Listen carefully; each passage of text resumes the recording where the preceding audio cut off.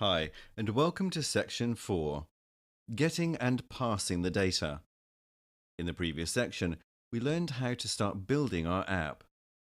In this section, we will learn how to make the requests to the Pixabay API using Alamo Fire and return the results using closures to then parse the JSON using Swifty JSON.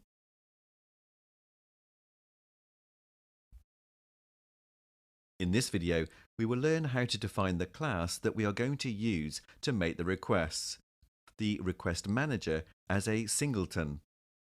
We will then take a look at defining the constants credentials of the API and how to define the class RequestManager as a singleton. Let's start asking ourselves, why do we need to set up a RequestManager class? Well, let's think about it a little, and at the end of this video, you will get an answer to that question. Let's define a new group called Helpers. In this group, we're going to put all the source codes that will help us in setting up the project.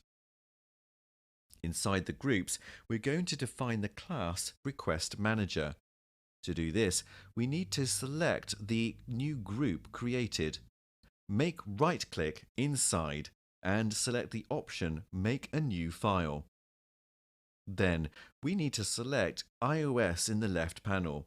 In the right, choose the option Swift File and set the name for the new file as RequestManager. OK, perfect. Now, let's open the new file created, and inside, we'll create a new class called RequestManager. We will now define using structs, a set of constraints.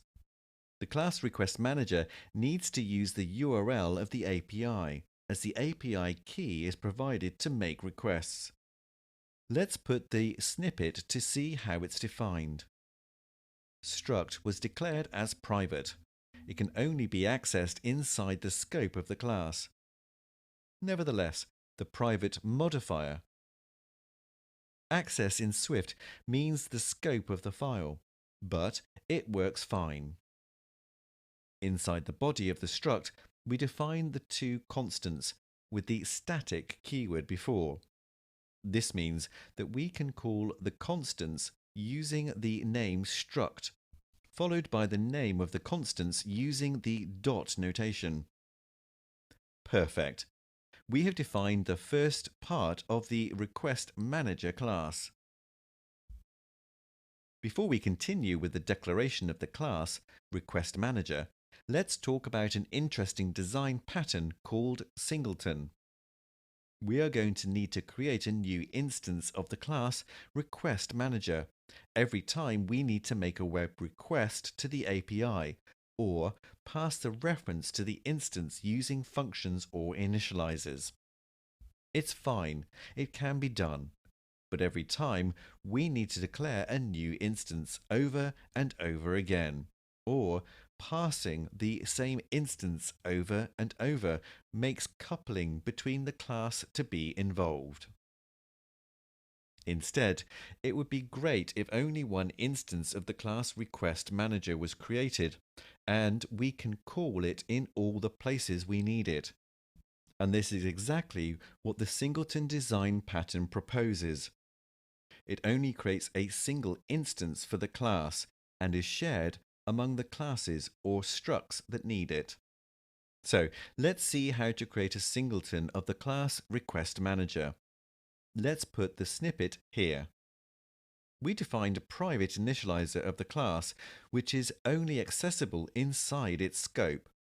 Then, create a static constant called shared instance, with an instance of the class RequestManager. The static keyword is a way of expressing the constant shared instance that will be shared by all the instances of the class rather than an instance itself, and can be called using the name of the type directly.